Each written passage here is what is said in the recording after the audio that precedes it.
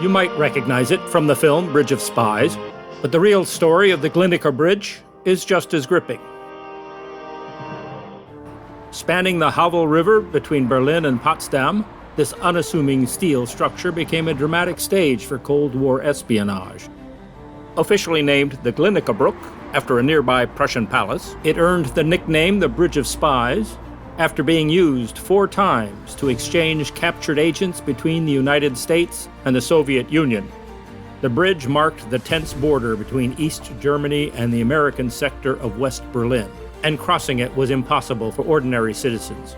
Today, you can walk freely across, pausing to imagine the secret deals and silent standoffs that took place here. It replaced an earlier stone bridge in 1907, but the classical elements still remain.